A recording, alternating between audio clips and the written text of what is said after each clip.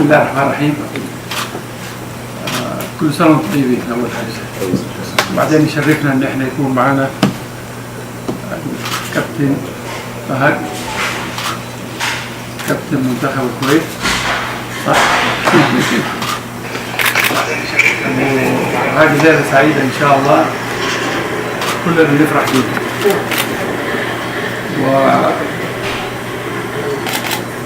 خليني أترك له الكلام هو وبعدين أنا أعقب على حياك الله. بسم الله الرحمن الرحيم.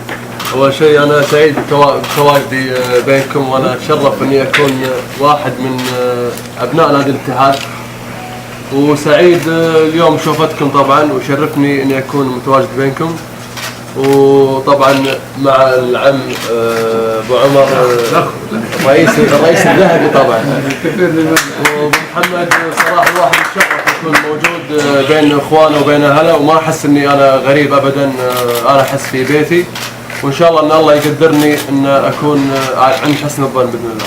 إن شاء الله. إن شاء الله. طريق الشباب بس. إن شاء الله بإذن الله.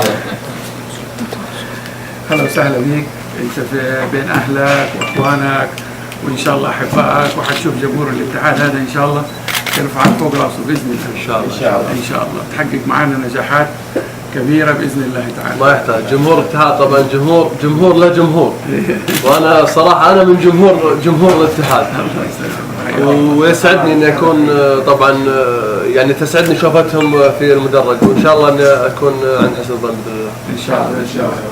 اسمح لي أقدم لك الفنينة هذه. طبعا يعني المفروض نحن نحط عليها الرقم.